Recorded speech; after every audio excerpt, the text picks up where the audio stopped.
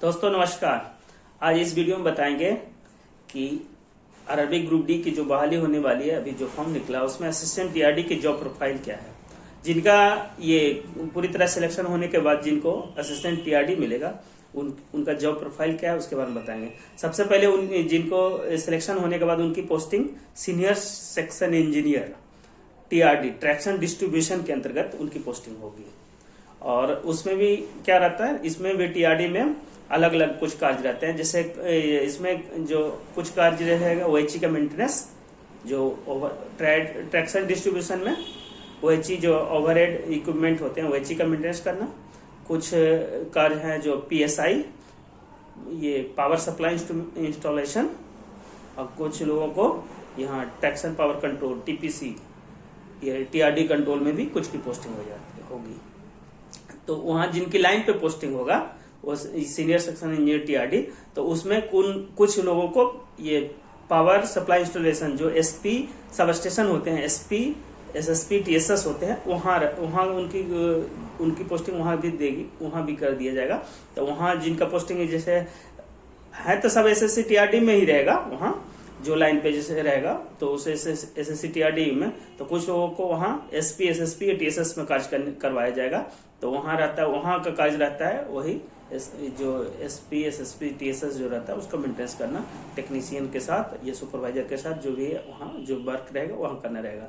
और जो ओएचई पहले बताते हैं, ओएचई में जो रहेगा, ओएचई का जो वर्क रहेगा उसमें क्या क्या ऐसे ओएचई में जो रहेगा उनका क्या क्या कार्य रहेगा। तो ओएचई का जो मेंटेनेंस होता है ओवरहेड इक्विपमेंट, उसमें बाई लेडर मेंटेनेंस होता है, लेडर के द्वारा होता है। और बाकी टावर वैगन, तो जहां भी उनकी जो रोलिंग ब्लॉक के अनुसार उन लोग का प्लान रहता है, तो जहां भी मेंटेनेंस के लिए जाता है, अगर बाई लेडर जाता है तो ट्रक वगैरह जाता है, तो वहां जो असिस्टेंट का कार्य रहेगा लेडर वगैरह उठाना, बाकी वायर वगैरह जो भी सामान उत्पन्न सब अपना ट्रक में ले जाएंगे और पूरी टीम जाएगी। सुपरवाइजर रहेंगे, टेक्नीशियन रहेंगे, असिस्टेंट रहेंगे वहां जहां भी वर्क होगा बाई लेडर। जैसे अब गैपुरा स्टेशन में उनका मेंटेनेंस प्लान है, जो भी सुपरवाइजर का मेंटेनेंस प्लान है गैपुरा स्टेशन में, तो वहां लेडर से कार्य होना है। तो लेडर उनकी ट्रक के साथ पूरी टीम जाएगी, सामान वगैरह पूरा जाएगा। और उसके बाद वहां ये पावर ब्लॉक वो ऑफर करते हैं अपने कंट्रोल के द्वारा। टीपीसी जो है ये हमारे यहाँ कंट्रोल में होता है, TPC traction power control TPC होता है। तो वो यहाँ पावर ब्लॉक ऑफर करेंगे कि गैपुरम में कार्य करना है। तो पावर ब्लॉक क्या होता है, तो जब गैपुरम कार्य होना है तो वहाँ इंसुलेटर जहाँ रहता है उसी अनुसार वो ये होता है। जैसे बिरोही एसपी, तो जब गैपुरम कार्य होना है तो बिरोही एसपी से लेकर जिग्ना टीएसएस, मतलब वो अपने अनुसार ये करते हैं। और कभी कभी तो लोकल पावर ब्लॉक भी है, जैसे बड़े यार्ड में है तो जिस लाइन में लेना है तो वहां अगर इंसुलेटर है तो वहां भी उसका लोकल पावर ब्लॉक भी ऑफर करते हैं। तो अब गैपुरम कार्य होना है तो बिरोही एसपी से लेकर जिग्ना टीएसएस वो पावर ब्लॉक ऑफर करेंगे। और वही यहाँ से कंट्रोल के द्वारा जब मार्जिन होता है तो पावर ब्लॉक अलाउ किया जाता है। तो ये उसी जब पावर ब्लॉक होता है तो यहाँ से ये कंट्रोल द्वारा पावर ब्लॉक अलाउ किया जाता है। तो फिर यहाँ टीपीसी कंट्रोल जो है वहाँ उस सेक्शन की ओएचई डेड कर देते हैं। जैसे बिरोही एसपी से जिग्ना टीएसएस से ओएचई ऑफ कर देगा। ओएचई ऑफ करने के बाद भी उसमें कम से कम 3000 वोल्ट का वोल्टेज का ये इंडक्शन वोल्टेज रहता है। फिर उसको डिस्चार्ज रॉड के द्वारा देखे होंगे, कभी कभी ओएचई का कार्य देखे होंगे तो एक रॉड लटका रहता है ओएचई में। जब कार्य करते हुए तो एक रॉड लटका के फिर उसको अर्थ कर देते हैं ताकि उसमें कोई सप्लाई ना रहे, तब फिर वहां मेंटेनेंस होता है। तो मेंटेनेंस कार्य जो होता है डेली का मेंटेनेंस में ओएचई के बारे में बता रहा हूँ। पहले डेली का मेंटेनेंस में वही रहेगा, ये लेडर पार्टी कार्य करेंगे या ये टावर वैगन जो है टावर वैगन से मेंटेनेंस रहता है। और जो भी वहाँ असिस्टेंट है तो जो भी कार्य रहेगा भारी भरकम जो भी कार्य रहेगा लेडर वगैरह उठाना, बाकी और जो कार्य है वो सब ओएचई के मेंटेनेंस में लेडर से या तो टावर वैगन से कार्य रहेगा।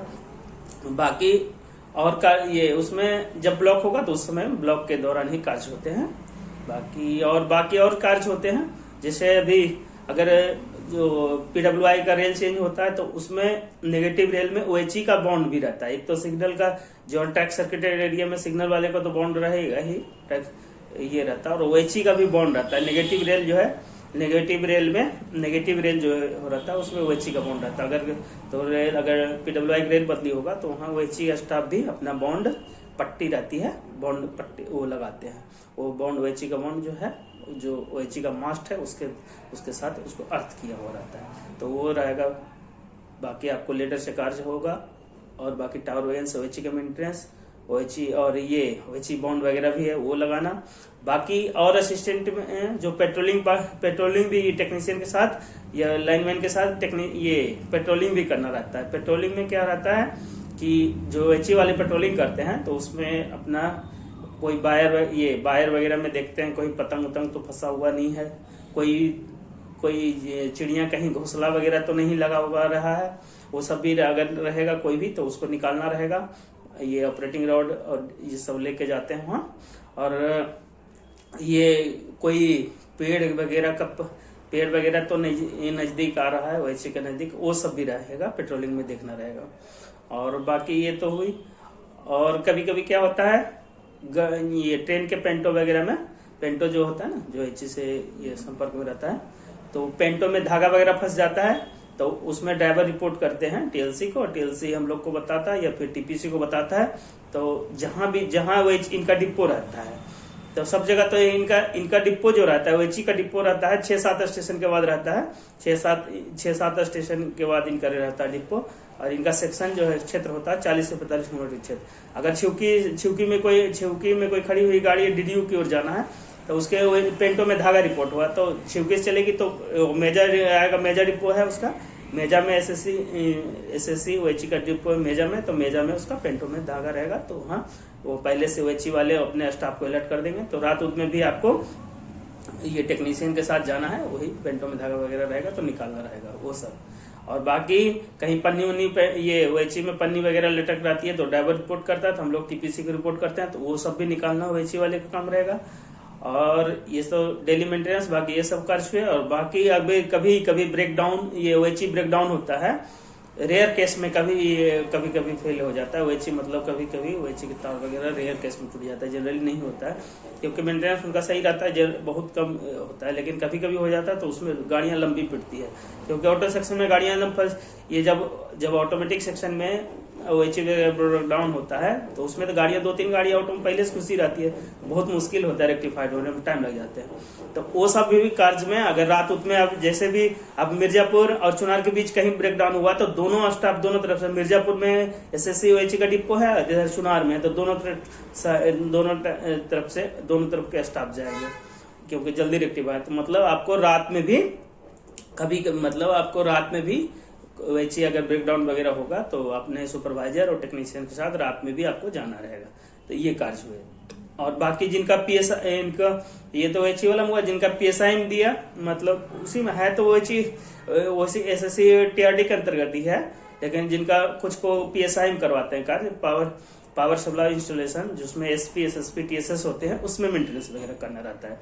तो उनका कार्य रहेगा, उनका 8 घंटे का फिक्स ड्यूटी रहेगा, अपना जो जिस SSP में है उसमें अपना मेंटेनेंस करेंगे। और जो उसमें काम अच्छा जान जाते हैं तो फिर उसी में उसको ज्यादातर रखते हैं।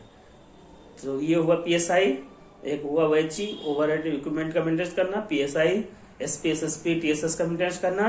अब कुछ को दे देता है, कुछ लोगों को बहुत रेयर केस में, रेयर मतलब कुछ स्टाफ तो यहाँ रहते हैं ना, ये ट्रैक्शन TPC में, ट्रैक्शन पावर कंट्रोल TPC में, और यहाँ TPC में एक RC भी होता है, रिमोट कंट्रोल सेंटर, उनका भी यहाँ भी कंप्यूटर वगैरह जो रहता है उसमें उनको देखना रहता है। और बाकी जो SP SSP उसका भी वहाँ भी निरीक्षण करना रहता है RC वाले को।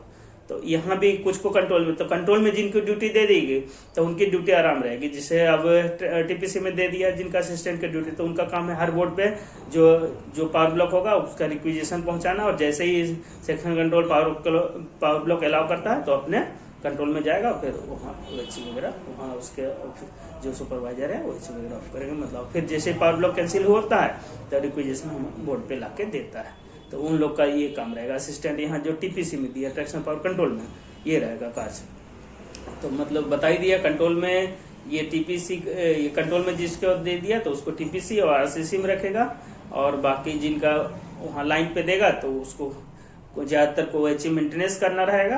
अब कुछ को PSI ये पावर सप्लाई इंस्टॉलेशन जो SP SSP TSS उसका मेंटेनेंस करना रहता है।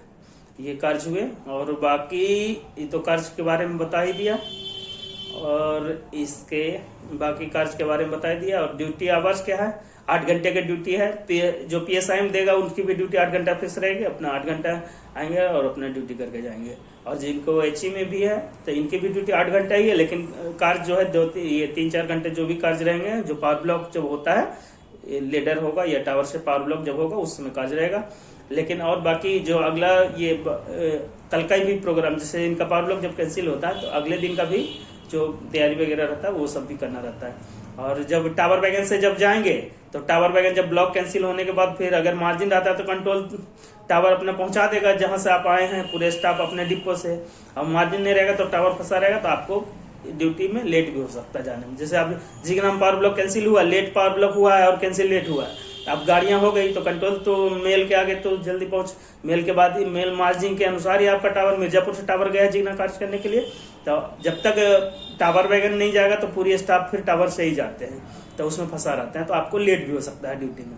ड्यूटी दिन में ही, दिन की दिन ही रहेगी ड्यूटी, रात में वही ब्रेकडाउन या तो कभी कभी बताया ना पेंटो वगैरह में धागा होगा या तो HE में कोई पन्नी उन्नी कुछ भी फंसा रहता है, कोई भी कार्य हुआ तो रात में जाना पड़ेगा।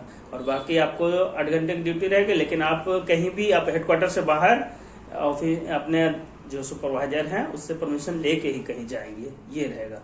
कार्य के बारे में बता दिया।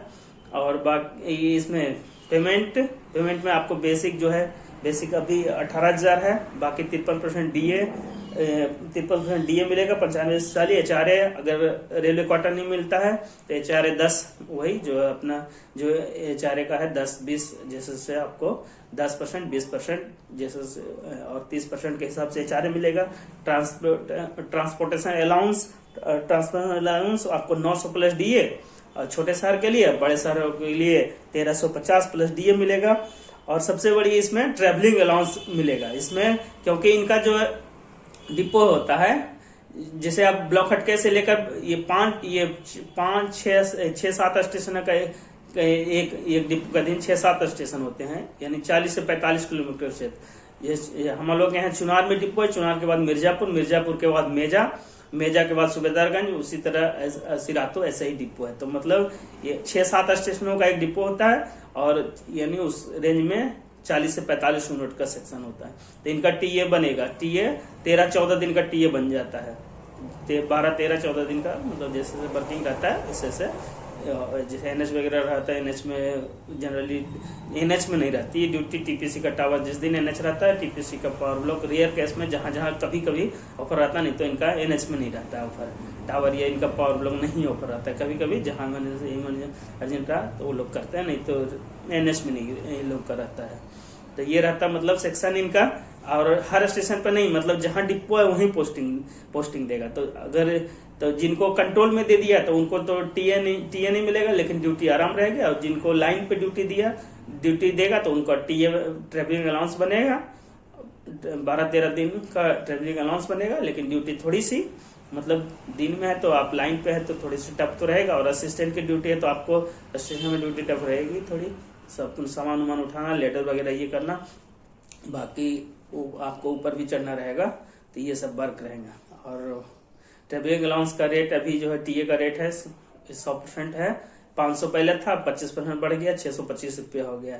और ये TA का मालूम है कि 8 घंटे आपको 8 किलोमीटर ऊपर कहीं जाएंगे अपने हेडक्वार्टर से लेकर, हेडक्वार्टर से 8 किलोमीटर दूर जाएंगे तो आपको TA मिलेगा। और TA का रेट यानी 6 घंटे तक है तो 30%, 6 से 12 घंटे में 70%, और 12 से ऊपर है तो 100% TA मिलेगा। तो इसके बारे में बता दिए। और बाकी जो अलाउंसेस रहेंगे वो सब मिलते हैं। ड्रेस अलाउंस मिलेगा, ये 6,250 के आसपास साल में एक बार ड्रेस अलाउंस मिलेगा, और बाकी चिल्ड्रन एजुकेशन अलाउंस मिलेगा, जो भी बाकी जिसमें सब मिलेगा वो मिलेगा। लेकिन इसमें आपको TA मिलेगा, इसमें TPC में, इसमें TPC में सर, जिसमें TRD में आपको TA मिलेगा। जिनको कंट्रोल में TPC में दिया उनको TA नहीं मिलेगा, लेकिन ड्यूटी आसान रहेगी। प्रमोशन के क्या चांसेस, प्रमोशन के इसमें अच्छा चांसेस है। इसमें 2-3 साल में जो भी असिस्टेंट है वो टेक्नीशियन ग्रेड 3 बन जाते हैं। और बाकी GDC जो तो सबके लिए जो प्रमोशन है, GDC तो जो निकलता है, GDC तो वो तो सबके लिए है। तो उसमें तो आप जो आपका क्वालिफिकेशन है और जो भी क्वालिफिकेशन है उस हिसाब से आप एग्जाम देके GDC के तहत दूसरे पोस्ट में जा सकते हैं, दूसरे डिपार्टमेंट में दूसरे पोस्ट में जा सकते हैं। और बाकी इसमें अपने डिपार्टमेंट में इसमें अच्छा प्रमोशन है, मतलब 2 या 3 साल में आपको टेक्नीशियन ग्रेड 3 बन जाइएगा, फिर टेक्नीशियन ग्रेड 2, फिर टेक्नीशियन ग्रेड 1, फिर सीनियर टेक्नीशियन तक पहुंच जाएंगे। और बाकी अगर आपको टैलेंट है तो LDC के तहत जी जूनियर इंजीनियर भी बन सकते हैं। तो प्रमोशन में आप GDC तो सबके लिए अवेलेबल है। GDC एग्जाम से आप जो भी आपका जो भी क्वालिफिकेशन है उस हिसाब से आप अगर आपका ग्रेजुएट वगैरह है तो आप अपना जो भी हो GDC के तहत जो भी एग्जाम निकलेगा, जो क्वालिफिकेशन है आप उसमें एग्जाम पास करके GD के साथ दूसरे डिपार्टमेंट में भी जा सकते हैं। और बाकी अपने डिपार्टमेंट में भी अच्छा प्रमोशन अच्छा है, मतलब 2 से 3 साल में आपको टेक्नीशियन ग्रेड 3 बना दिया जाता है, मतलब निकलेगी वैकेंसी आप भरेंगे लगभग हो जाते हैं। इसमें प्रमोशन के भी अच्छा चांस है। बाकी एक छोटा सा वीडियो इसके बारे में बताया इसके बारे में, और वीडियो अच्छा लगे तो लाइक करिए, सब्सक्राइब करिए। नमस्कार।